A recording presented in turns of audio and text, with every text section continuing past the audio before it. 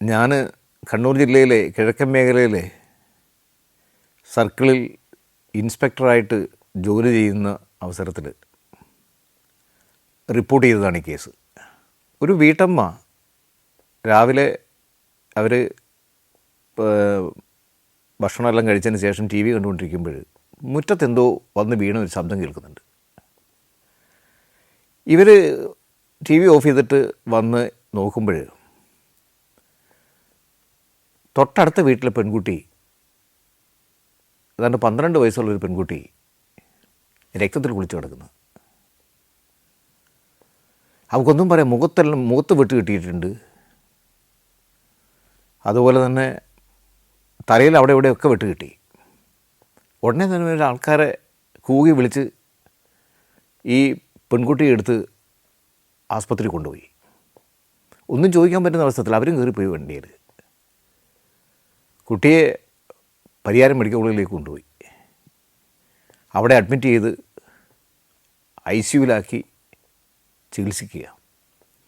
ഈ സംഭവം അറിഞ്ഞ് ഞാനും SIയും സ്കൂളിലുള്ള പോലീസുകാരും ബേബി ജോർജ്, റാഫി അടക്കമുള്ള ആൾക്കാർ ഈ സ്ഥലത്തെത്തി നോക്കിയപ്പോൾ അവിടെ മൊത്തം രക്തം തളം കെട്ടി കിടക്കുക. കൊച്ചു വന്ന് വീണ് ആ വീടിൻ്റെ മുറ്റത്ത്.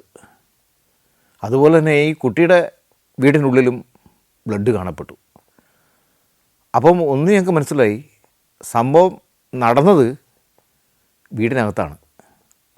അതിന് ശേഷമാണ് ഈ കുട്ടി വന്ന് ഇവിടെ അടുത്ത വീടിൻ്റെ മുറ്റത്ത് വന്ന് വീണത്. അപ്പോൾ ഒന്നാമത് ഈ കേസിൻ്റെ ഏറ്റവും വലിയ പ്രശ്നം, ഇതിനകത്ത് വിക്ടിമിനോട് എന്താ ഏതാണെന്ന് ചോദിക്കാൻ പറ്റാത്ത സാഹചര്യമാണ്. ആരാണ്? എനിക്ക് ഒരു ബലമായ സംശയമുണ്ട്. കാരണം ഈ കുട്ടി ഐഡൻറ്റിഫൈ ചെയ്യാൻ സാധ്യതയുണ്ട് എന്നുള്ളത് അറിയാം. ഇനി അറിയാത്ത ആളാണെന്ന് നമുക്ക് പറയാൻ പറ്റത്തില്ല.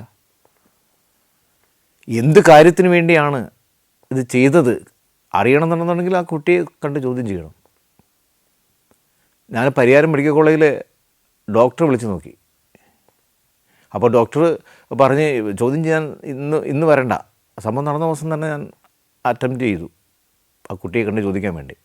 ഇന്നിങ്ങോട്ട് വരണ്ട, കാരണം കുട്ടി അങ്ങനെ ഒരു ക്രിട്ടിക്കൽ സ്റ്റേജിലാണുള്ളത്. പിന്നെ സംസാരിക്കാൻ പറ്റത്തില്ല, മുഖത്തെല്ലാം സ്റ്റിച്ചിട്ടിട്ടുണ്ട്, അതുകൊണ്ട് ഇന്ന് വരണ്ടെന്ന് പറഞ്ഞു. ആ വീടിൻ്റെ പരിസരത്തുള്ള സ്ഥലങ്ങളിലൊക്കെ ഞങ്ങൾ അന്വേഷിച്ച് ആരാ ഇത് ചെയ്തത്, എന്തെങ്കിലും സംശയം ആർക്കെങ്കിലും ഉണ്ടോ എന്നുള്ളത്. ആർക്കും ഒന്നും അറിയത്തില്ല. അത് ഞങ്ങൾക്ക് ആകെ ഒരു വേവലാതി. എന്താണെന്ന് വെച്ച് കഴിഞ്ഞാൽ ഈ കുട്ടിക്ക് എന്തെങ്കിലും പറ്റിക്കഴിഞ്ഞാൽ പിന്നെ നമുക്ക് കേസ് അന്വേഷണത്തിൽ പിന്നെ മുന്നോട്ട് പോകാൻ പ്രയാസമായിരിക്കും. കാരണം ഈ എന്താണ് ഇതിൻ്റെ സംഗതി എന്ന് അറിയുന്നത് ആകെ ഈ പെൺകുട്ടി മാത്രമല്ലേ ഉള്ളൂ.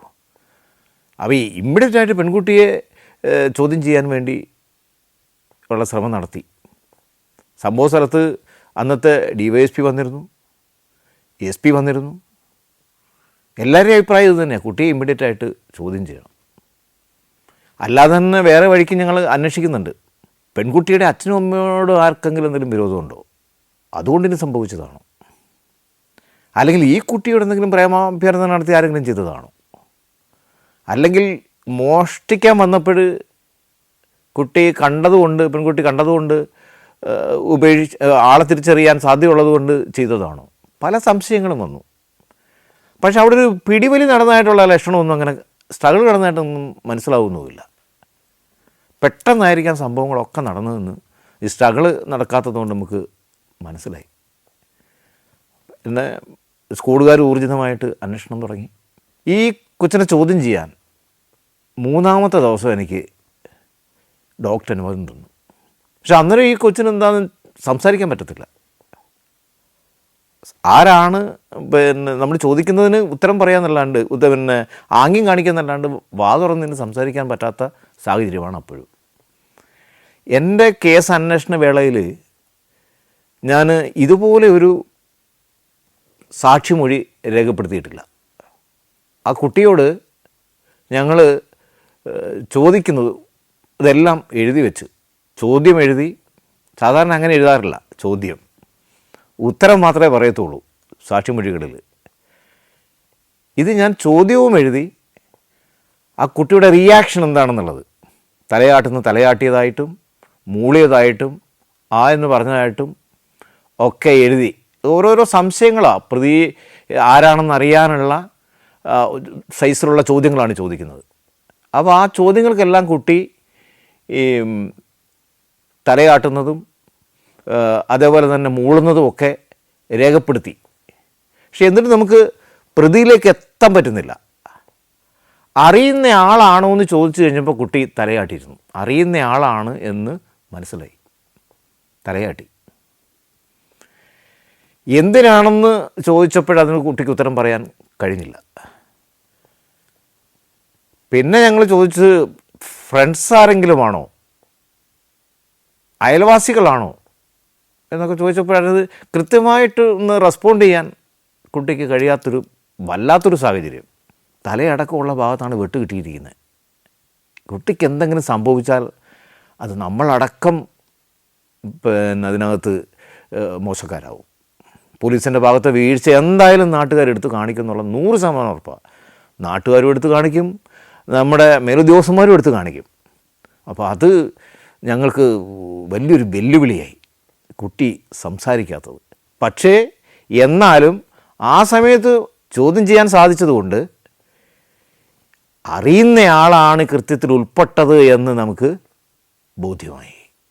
ചോദ്യം ചെയ്യുന്നതിനിടയിൽ ആൾ പൊക്കമുള്ളതാണോ, പൊക്കം കുറഞ്ഞതാണോ, തടിയുള്ളതാണോ, വെളുത്തിട്ടാണോ, കറുത്തിട്ടാണോ എന്നൊക്കെ ഞാൻ ചോദിച്ചിരുന്നു. അതെല്ലാം ഞാൻ രേഖപ്പെടുത്തി. കുട്ടിയുടെ റെസ്പോൺസ്, അതായത് ആ മൂളലും അതേപോലെ തന്നെ തലയാട്ടലും ഒക്കെ ഞാൻ അതേപോലെ തന്നെ എഴുതി വെച്ചിട്ടുണ്ടായിരുന്നു. അപ്പോൾ അതിൽ നിന്നൊരു ഏകദേശ രൂപമുണ്ട്. പക്ഷേ നോക്കുമ്പോൾ അതേ രൂപത്തിലുള്ള കുറേ ആൾക്കാർ ഉണ്ട് അവിടെ. നമുക്കത് അതിൽ നിന്ന് ആരാണെന്ന് മനസ്സിലാക്കാൻ സാധിക്കത്തില്ല. ഇപ്പം ഇവരെ ഓരോരുത്തരെയും കുറിച്ച് നമ്മൾ അന്വേഷിച്ചു. നമ്മൾ ചോദിച്ചപ്പോൾ ഈ പെൺകുട്ടി പറഞ്ഞു തന്ന വിവരത്തിൻ്റെ അടിസ്ഥാനത്തിലുള്ള രൂപമുള്ള മനുഷ്യന്മാരെ നമ്മൾ ചെക്ക് ചെയ്തു, ഓരോരുത്തരെ. അപ്പം അതിനകത്ത് 99% സംശയിക്കാൻ പോലും സാധ്യതയില്ലാത്ത ആൾക്കാരാണ് വരുന്നതിനകത്ത്.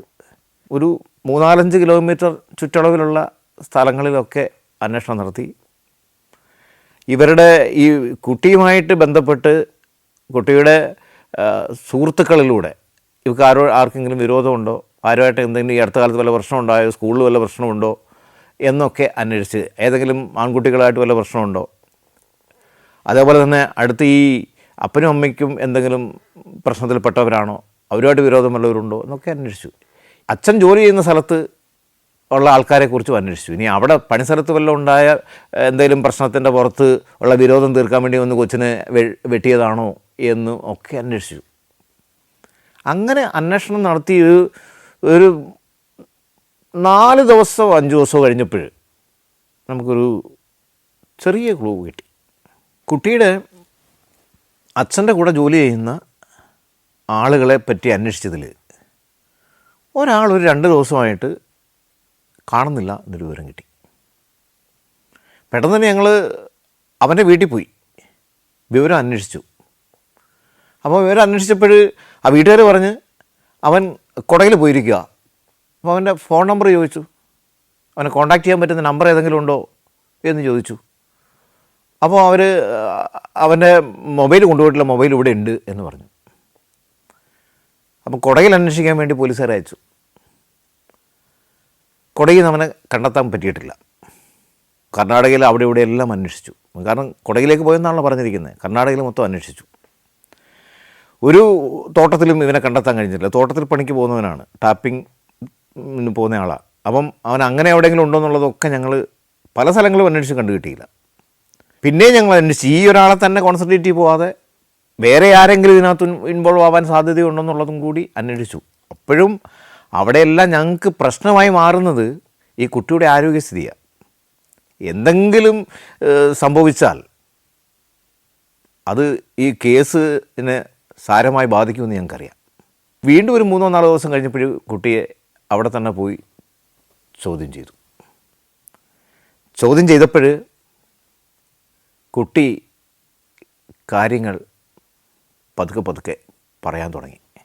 നിങ്ങൾ ആലോചിക്കണേ, ഒരു 12 വയസ്സുള്ളൊരു പെൺകുട്ടിയുടെ മുഖത്തിന് കുറുകെയാണ് ഒരു വെട്ട് പോയിരിക്കുന്നത്.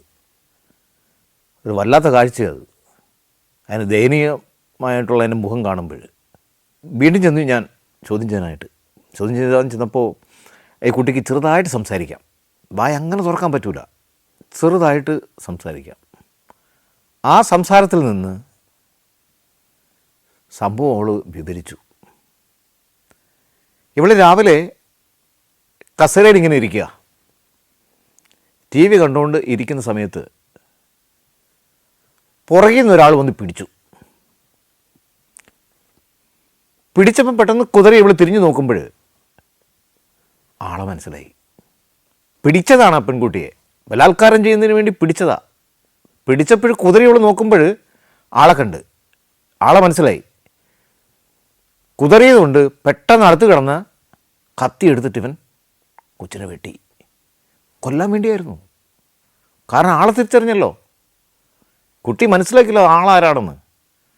അപ്പം അതിനെ വെട്ടിക്കൊല്ലാൻ വേണ്ടിയുള്ള ഉദ്ദേശത്തിൽ വെട്ടിയത്. വെട്ടുകൊണ്ട് ഒന്ന് വീണ് അവിടെ കൊച്ച്, എന്നിട്ട് എഴുന്നേറ്റ് ഓടിപ്പോയതാ. ഓടി അങ്ങ് വീട്ടിലേക്ക് എത്താൻ പറ്റുന്നില്ല. അതിനു മുമ്പ് തന്നെ കുട്ടി ആ വീടിൻ്റെ അകത്തേക്ക് കയറാൻ പറ്റിയില്ല. അതിനു മുമ്പ് തന്നെ തളർന്നു പോയി ആ മോള്. അവൾ ആ മുറ്റത്ത് കുഴഞ്ഞു വീണ്. ആ ഒച്ചയാണ് ആ വീട്ടിൽ സ്ത്രീ കേട്ടത്. ആരാ ഇത് ചെയ്തത്?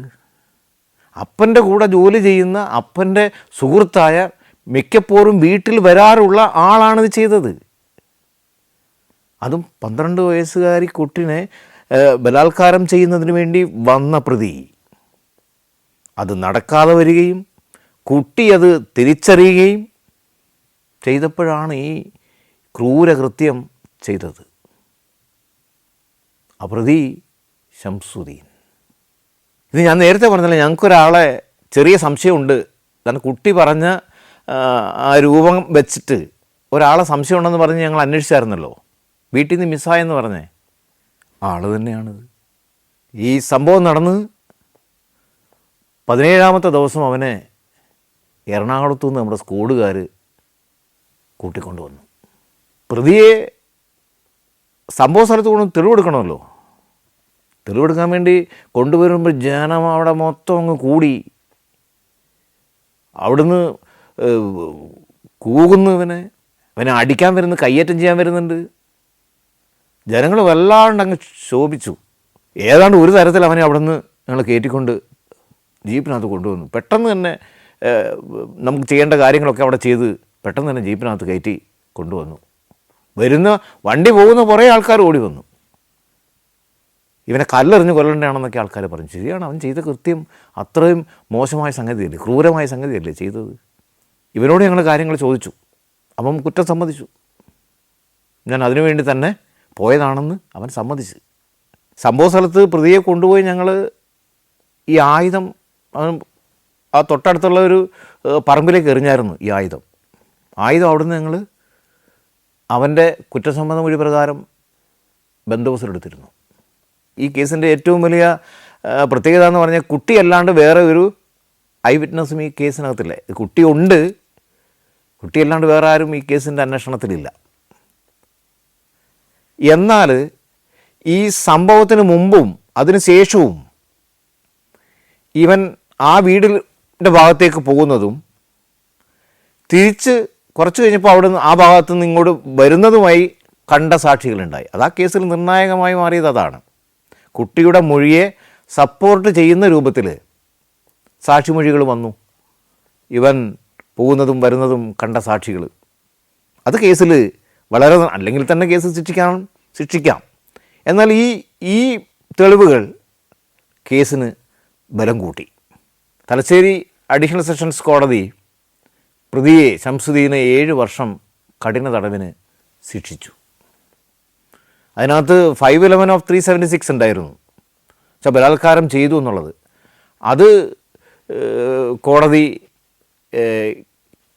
വേണ്ടത്ര തെളിവില്ലാത്തതിനാൽ ആ വകുപ്പ് പ്രകാരമുള്ള ശിക്ഷ വന്നില്ല. അതിക്രമിച്ച് വീട്ടിൽ കയറിയതിനുള്ള ശിക്ഷ കിട്ടിയിട്ടുണ്ട്. രണ്ടും ഒന്നിച്ച് അനുഭവിച്ചാൽ മതി. Morocco, north Macedonia, Kazakhstan, Zambia, Zimbabwe. സഞ്ചാരം പെൻഡ്രൈവ് വോളിയം നമ്പർ 21. അപൂർവ ദൃശ്യയാത്രാ വിവരണ ശേഖരം ഉടൻ സ്വന്തമാക്കാൻ സഞ്ചാരം എന്ന് SMS ചെയ്യൂ. ഫോൺ 9995444222. എൻ്റെ പോലീസ് സർവീസിൽ SI കാലം ആരംഭിക്കുന്നത് സുൽത്താൻ ബത്തേരി പോലീസ് സ്റ്റേഷനിൽ നിന്നാണ്. 1997 14/9/2007 തീയതി ഞാൻ സാധാരണ SIമാരൊക്കെ പോകുന്നത് പോലെ തന്നെ പോലീസുകാരെയും കൂട്ടി പെട്രോളിങ്ങിന് പോയി. കാര്യമായ ഇഷ്യൂസൊന്നും ഇല്ലാത്ത ഒരു പോലീസ് സ്റ്റേഷനാണ് സുൽത്താൻ ബത്തേരി. അതിർത്തി തമിഴ്നാട് അതിർത്തിയും വരുന്നുണ്ട്, കർണാടക അതിർത്തിയും വരുന്നുണ്ട്. അപ്പം ചില്ലറ കടത്തുകൾ വരാറുണ്ട്. മറ്റ് വെറൈറ്റി കേസുകളുള്ളൊരു പോലീസ് സ്റ്റേഷനാണ് ബത്തേരി. പക്ഷേ പ്രശ്നങ്ങളൊന്നുമില്ല, കാര്യമായ ഇഷ്യൂസ് ഒന്നുമില്ലാത്ത ഒരു പോലീസ് സ്റ്റേഷൻ, ശാന്തമായ ഇടം. പെട്രോളിങ് സാധാരണ പോലെ ഇറങ്ങി പോകുന്നു, പോലീസുകാരുണ്ട്.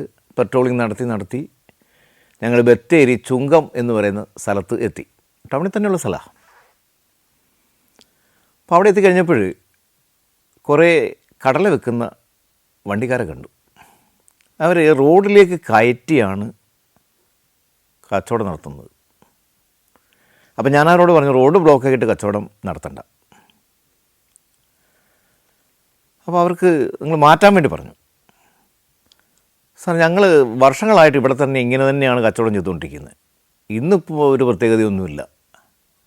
ഞാൻ പറഞ്ഞു, നിങ്ങൾ വർഷങ്ങളായിട്ട് ചെയ്യുന്നതെന്ന് എനിക്ക് അറിയേണ്ട കാര്യമില്ല, റോഡിലേക്ക് കയറ്റി ബ്ലോക്ക് ചെയ്തിട്ട് കച്ചവടം നടത്തണ്ട. അങ്ങനെ പറഞ്ഞപ്പോൾ അവരെല്ലാവരും കൂടെ അങ്ങ് കൂടി. ഞാനും ഒരു പോലീസുകാരൻ കണ്ടുള്ളെന്ന് തോന്നുന്നു, എൻ്റെ കൂടെ ഡ്രൈവറും. ഇവരെൻ്റെ ചുറ്റും വളഞ്ഞങ്ങ് നിന്ന്. അപ്പോൾ എനിക്ക് എന്താ പറയേണ്ടത്, അതിനിടയ്ക്ക് ഏതോ രാഷ്ട്രീയക്കാരും ഒക്കെ വന്നു തോന്നുന്നു. അങ്ങനെ നിൽക്കുമ്പോഴാണ് ഒരു വലിയ പോലീസ് വണ്ടി വന്ന് അവിടെ വന്ന് നിൽക്കുന്നത്. അതിന് പോലീസുകാർ ചാടി ഇറങ്ങുന്നത്. പോലീസുകാർ ചാടി ഇറങ്ങുമ്പോൾ അപ്പുറത്തും ഇപ്പുറത്തുനിന്ന് ഏറ് വന്നു. ഏറ് വന്നപ്പോൾ ഈ പോലീസുകാർ എന്ത് ചെയ്ത്, ലാത്തിച്ചാർജ് നടത്തി. ഞാൻ പറഞ്ഞിട്ടല്ല അവർ ലാത്തിച്ചാർജ് നടത്തിയത്, സിറ്റുവേഷൻ കണ്ടവർ ലാത്തിച്ചാർജ് നടത്തിയതാണ്. കല്ലേറ് വരുന്നു, എന്നെ തടഞ്ഞു വച്ചിരിക്കുന്നതും ആണ് ഈ പോലീസുകാർ കാണുന്നത്. ഈ പോലീസുകാർ KAP പോലീസുകാരാണ്, സ്റ്റേഷനിലെ പോലീസുകാരല്ല. അപ്പോൾ ഇവരെന്നെ വളഞ്ഞ് വെച്ചിരിക്കുന്നതും അത് കണ്ട് അവർ ഇറങ്ങുമ്പോൾ കല്ലേറും വന്നപ്പോഴാണ് എൻ്റെ അനുമതി ഇല്ലാതെ തന്നെ അവർ ഒരു ലത്തിച്ചാർജിലേക്ക് അങ്ങ് പോയി. അത് ഭീകരമായ ലത്തിച്ചാർജിലേക്ക് പോകാൻ. കല്ലേറ് വരുമ്പം ലത്തിച്ചാർജിൻ്റെ ശക്തി കൂടി, കുറേ പേർക്ക് പരിക്കേറ്റു. പോലീസുകാരന് ഒരാൾക്ക് ഒരു വിരൽ പൊട്ടി, തലയ്ക്ക് പരിക്കേറ്റു. അങ്ങനെ നാട്ടുകാർക്ക് കുറേ പേർക്ക് പരിക്കുണ്ട്. ഈ പരിക്ക് പറ്റിയതിൽ ഇപ്പോഴത്തെ ക്രിക്കറ്റ് അസോസിയേഷൻ, കേരള ക്രിക്കറ്റ് അസോസിയേഷൻ്റെ വൈസ് പ്രസിഡൻ്റ് ആയിരിക്കുന്ന നാസർ മച്ചാനും പരിക്ക് പറ്റി. നാസർ മച്ചാനും ഞാനും എല്ലാം ഒന്നിച്ച് കളിച്ചത്. അപ്പോൾ അവിടുന്ന് അറിയുന്നില്ല നാസർ മച്ചാനെ, എനിക്കന്നേരം മനസ്സിലായിട്ടുമില്ല. ഇതെല്ലാം കഴിയുമ്പോഴാണ് ഇത് നാസർ മച്ചാനായിരുന്നുവെന്നും ഒക്കെ തിരിച്ചറിയുന്നത്.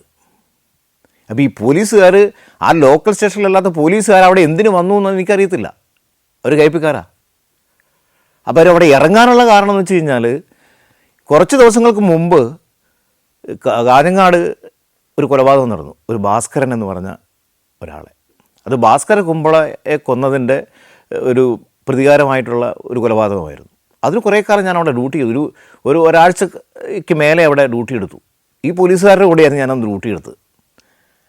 അപ്പോൾ അവരോട് നല്ല രൂപത്തിലൊക്കെ പെരുമാറുകയും നല്ല ഉഷാറോടുകൂടിയാണ് പ്രതികൾക്ക് വേണ്ടി തെരച്ചിൽ നടത്തുകയും ലോ ആൻഡ് ഓർഡർ പെട്രോളിംഗ് ഒക്കെ അവിടെ നടത്തിയത്. അപ്പോൾ അതുകൊണ്ട് പോലീസുകാർക്ക് എന്നോടൊരു താല്പര്യം തോന്നിയിട്ടാണ് എന്നെ വളഞ്ഞു വെച്ചിരിക്കുന്നത് കണ്ടപ്പോൾ ഇവർ ചാടി ഇറങ്ങി. അപ്പോൾ കല്ലേറും വന്നു, ലാത്തിച്ചാർജ് ചെയ്യാതിരിക്കാത്ത സാഹചര്യമുണ്ടായി. ഇത് ശാന്തമായ ഏരിയ ആണെന്ന് ഞാൻ പറഞ്ഞല്ലോ, അവിടെ ഇങ്ങനൊന്നും ഇഷ്യൂസ് ഉണ്ടാവാറില്ല. പോലീസുകാർക്ക് ആർക്കും തന്നെ എന്നോട് താല്പര്യമില്ലാണ്ടായി, രാഷ്ട്രീയ പാർട്ടിക്കാർക്ക് ആർക്കും താല്പര്യമില്ലാണ്ടായി. അവിടെ അന്ന് രാത്രി തന്നെ പ്രകടനം നടന്നു എനിക്കെതിരായിട്ട്. രാഷ്ട്രീയക്കാരെല്ലാം ഒന്നായി മാറി. ഒരു കുഴപ്പമില്ലാത്തൊരു സ്ഥലത്ത് എവിടുന്ന് ഒരു SI വന്ന് ഈ പ്രശ്നമെല്ലാം ഉണ്ടാക്കി എന്നും പറഞ്ഞിട്ട് എൻ്റെ മേലുദ്യോഗസ്ഥന്മാരോ അവരതിനേക്കാളിലും. നീ എന്തിനാവശ്യമില്ലാത്ത ലാത്തിച്ചാർജ്? ചെറിയൊരു ഇഷ്യൂവിന് ഒരു ഉന്തുവണ്ടിക്കാരനോട് വർത്താനം പറഞ്ഞിട്ട് വെറുതെ എന്തിനാ ഈ ലാത്തിച്ചാർജ് നടത്തിയത്? അന്ന് മിന്നൽ ജോസ് സാറാണ് എൻ്റെ സി ഐക്ക് ഒട്ടും ഇഷ്ടപ്പെട്ടിട്ടില്ല, DYSPക്ക് ഇഷ്ടപ്പെട്ടിട്ടില്ല. ആ ഇഷ്ടക്കേട് അവർ കാണിച്ചെന്ന് എങ്ങനെയാണെന്ന് വെച്ച് കഴിഞ്ഞാൽ, സാധാരണ SP വിവരം അറിഞ്ഞ് വന്നു, സ്ഥലത്ത് വന്നു. പിറ്റേന്ന് SP വന്നപ്പം ഈ CIയും DYSP കൂടെ എന്നെ ചെയ്തതെന്ന് വെച്ച് കഴിഞ്ഞാൽ എന്നോട് എന്നെ ഗാർഡ് കമാൻഡറാക്കിയിട്ട് നിർത്തി. സാധാരണ SIമാരെ SP വരുമ്പോൾ ഗാർഡ് കമാൻഡർ ആക്കലില്ല. ഇവർക്ക് എന്നോടുള്ള നീരസം, കാരണം സമാധാനത്തോടു കൂടി ജീവിച്ചിരുന്ന ഒരു സ്ഥലത്ത് ഞാനൊരു വലിയ കച്ചറ ഉണ്ടാക്കി എന്നുള്ള രൂപത്തിൽ എനിക്ക് മാനസികമായിട്ട് വലിയ പ്രയാസമായി. ഫസ്റ്റ് പോസ്റ്റിംഗ് അല്ലേ. വീട്ടിൽ നിന്ന് അപ്പച്ചൻ എന്നെ കാണാൻ വേണ്ടി വന്നു. മോനെ കുഴപ്പമില്ല ഉണ്ടാവുമോ? ഞാൻ മോനെ കുഴപ്പമൊന്നും ഉണ്ടാവില്ല, ചിലപ്പോൾ ഒരു സസ്പെൻഷൻ ഉണ്ടാവും, അത് പ്രതീക്ഷിച്ചിരിക്കുക എന്ന് പറഞ്ഞു. വിഷമത്തോടുകൂടി അപ്പച്ചനങ്ങ് പോയി. രാഷ്ട്രീയക്കാരെന്നെ മാറ്റാൻ വേണ്ടി സസ്പെൻഡ് ചെയ്യണമെന്നുള്ള ഒരൊറ്റ ഇതിൽ നിൽക്കുകയാണ്, ഭരിക്കുന്നവരും പ്രതിപക്ഷവും എല്ലാം. ആ സമയത്താണ് ഞാൻ കണ്ണൂർ ഡ്യൂട്ടി എടുത്തപ്പോൾ എന്നോട് താല്പര്യം തോന്നിയെന്ന് ശേഖരൻ മേനോൻ സാറ് DIGയാണ്. അദ്ദേഹം രാഷ്ട്രീയക്കാരോട് സംസാരിച്ചിട്ട് സസ്പെൻഡ് ചെയ്യുന്നൊന്നുമില്ല, ഇവനെ ഞാൻ അങ്ങ് നാദാപുരത്തേക്ക് പോസ്റ്റ് ചെയ്യാമെന്ന് പറഞ്ഞു. അങ്ങനെ ഒരു സസ്പെൻഷൻ പ്രതീക്ഷിച്ചിരുന്ന ഞാൻ നാദാപുരം എന്ന് പറഞ്ഞ് വലിയൊരു സ്ഥലത്തേക്ക് ട്രാൻസ്ഫറായി. എന്തിനാണെന്ന് ആലോചിക്കണം. ചെറിയൊരു സംഗതിക്ക് ഒരു ഉന്തുവണ്ടിക്കാരനോട് അങ്ങോട്ട് മാറാൻ പറഞ്ഞ ഒരു ചെറിയ റോഡിൻ സൈഡിലേക്ക് മാറ്റി വെച്ച് കച്ചവടം ചെയ്തു എന്ന് പറഞ്ഞ് തുടങ്ങിയ സംസാരം ചെന്ന് അവസാനിക്കുന്നത് ഒരു ലത്തിച്ചാർജിലും ഒരു 307 കേസ് രജിസ്ട്രേഷനിലും എൻ്റെ ട്രാൻസ്ഫറിലും. ഒരു കാര്യത്തിൽ ഞാൻ രക്ഷപ്പെട്ട്, സസ്പെൻഷൻ ആയില്ലല്ലോ എന്നുള്ളത്. പക്ഷെ ചെന്ന് വീണതോ നല്ല ശാന്തസുന്ദരമായ സ്ഥലത്തുനിന്ന് തീച്ചുള്ളിലേക്കാണ് ചെന്ന് ചാടിയത്. പോലീസിൻ്റെ ജീവിതത്തിൽ ഇങ്ങനെയാണ്, നമ്മൾ പ്രതീക്ഷിക്കാതെയാണ് വിഷയങ്ങൾ വരുന്നത്, പ്രതീക്ഷിക്കാത്തത് സംഭവിക്കുകയും ചെയ്യും. ചെറിയ സംഗതി മതി, അത് വലിയ ഇഷ്യൂ ആയി മാറും. എന്നാലോ വലിയ സംഗതികളോ നമുക്ക് ജീവിതത്തിൽ അല്ലെങ്കിൽ സർവീസിൽ വളരെ നിസ്സാരമായിട്ട് കൈകാര്യം ചെയ്യാൻ സാധിക്കും. ഒരു വലിയ ജാഥ വരിക, ഞങ്ങൾ 4-5 പോലീസുകാരേ ഉള്ളൂ, ഒരു വില്ലേജ് ഓഫീസിലൊക്കെ മാർച്ച് വരുന്നത്. അത് കണ്ണൂർ ജില്ലയുടെ കിഴക്കൻ മേഖലയിൽ ഞാൻ ജോലി ചെയ്തുകൊണ്ടിരുന്നപ്പോഴാണ്. ഒരു തന്ത്രം പ്രയോഗിച്ചതാണ്. കാരണം ഞങ്ങൾക്ക് 4 പേർ കൂടെ ഏതായാലും ഈ വരുന്ന ജാഥയെ തടഞ്ഞു നിർത്താനുള്ള കഴിയത്തില്ല, അത് ഇമ്പോസിബിളാണ്, നടക്കത്തില്ല. വില്ലേജ് ഓഫീസറോട് പറഞ്ഞ് നിങ്ങളൊരു കാര്യം ചെയ്യും, വാതിലങ്ങ് തുറന്നിട്ടായിരുന്നു പറഞ്ഞു. പുള്ളിക്കാരൻ വാതിൽ തുറന്നിട്ട് ഞാൻ പോലീസുകാരോട് പറഞ്ഞു ഗേറ്റിൽ നിന്ന് നമുക്കിങ്ങ് മാറിയേക്കാമെന്ന് പറഞ്ഞു. ഗേറ്റും തുറന്നിട്ടേക്കാൻ പറഞ്ഞു. ഗേറ്റും തുറന്നിട്ടു. ഇവർ ഇത് പിക്കറ്റ് ചെയ്യാൻ വരുന്ന ആൾക്കാരല്ലേ, മാർച്ച് വരുമല്ലേ വില്ലേജ് ഓഫീസിലേക്ക്, നോക്കുമ്പോൾ ഇത് തുറന്നു കിടക്കല്ലേ. അവരവിടെ വന്ന് തന്നെ അങ്ങ് നിന്നു. അതൊരു വിഡ്ഢിത്തരമായ ഒരു തന്ത്രമാണെന്ന് പറയാം. കാരണം അവന്മാരെ കാണാൻ ഇടിച്ചു പൊളിച്ച് ആ വില്ലേജ് ഓഫീസിനകത്തേക്ക് കയറി കഴിഞ്ഞ് കഴിഞ്ഞാൽ ഞാനില്ല, സസ്പെൻഷൻ എന്നല്ല, പിന്നെ എനിക്ക് സർവീസിൽ ജോലി ചെയ്യാൻ പറ്റുമോ? അങ്ങനെ ഒരു സാഹചര്യം. അവരങ്ങ് നിന്ന്. പിന്നെ അവർ മാന്യന്മാരായതുകൊണ്ട് അവരെന്നോടത് പറഞ്ഞ് അറസ്റ്റ് ചെയ്ത് നീക്കുക, നിങ്ങളിങ്ങനൊരു പണിയും കാണിച്ചതായാലും ഒന്ന് അറസ്റ്റ് ചെയ്ത് നീക്കുക, അവർ റിക്വസ്റ്റ് ചെയ്തു. പിന്നെ അവരെ വലിയ വണ്ടി വരുത്തിച്ച് അവരെ അറസ്റ്റ് ചെയ്ത് നീക്കി. ഇവിടെ പാളിയാലോ, ചെറിയ കാരണം 4 പേർക്ക് ഞങ്ങൾക്ക് തടയാനാവില്ല. പെട്ടെന്നുണ്ടായ ഒരു മാർച്ചാണ് വില്ലേജ് ഓഫീസിലേക്ക്, വില്ലേജ് ഓഫീസുമായി ബന്ധപ്പെട്ടൊരു ഇഷ്യൂവിന്. തടയാൻ പറ്റത്തില്ല. തടഞ്ഞു കഴിഞ്ഞാൽ ഏതായാലും ഞങ്ങൾ തള്ളി മാറ്റിയിട്ട് അവർ ഒതുക്കി കയറും. അപ്പോൾ പെട്ടെന്ന് മനസ്സിൽ തോന്നിയതാണ്, ആ ഒരു ഇഷ്യൂ അവിടെ തീർന്നു. മറ്റേതോ ചെറിയൊരു വർത്തമാനം പറഞ്ഞു തുടങ്ങിയത് ഭീകരമായ ലാത്തിച്ചാർജിൽ. ബോംബ് നിർമ്മിക്കുന്നതിനിടയിൽ ആൾക്കാർ ബോംബ് പൊട്ടി മരിച്ച സംഭവം ഉണ്ടായിട്ടുണ്ട്. കുട്ടികൾ കളിക്കുന്നതിനിടയിൽ ബോംബാണെന്നറിയാതെ എടുത്തെറിയുകയും കൈകാര്യം ചെയ്തതിൽ പൊട്ടിത്തെറിച്ച് കുട്ടികൾക്ക് പരിക്ക് പറ്റിയ സംഭവമുണ്ട്. പറമ്പിൽ കിളച്ചുകൊണ്ടിരിക്കുമ്പോൾ ആരോ കുഴിച്ചിട്ട ബോംബ് പൊട്ടിത്തെറിച്ച് പരുക്ക് പറ്റിയ തൊഴിലാളികളുണ്ട്. ഇങ്ങനെയുള്ള സംഭവങ്ങൾ ഒരുപാട് റിപ്പോർട്ട് ചെയ്തിരുന്നു ആ കാലത്ത് നാദാപുരത്ത് നിന്ന്. പക്ഷേ ആദ്യമായിട്ടാണ് ഒരു ടോർച്ച് ബോംബ് അവിടെ പൊട്ടുന്നത്.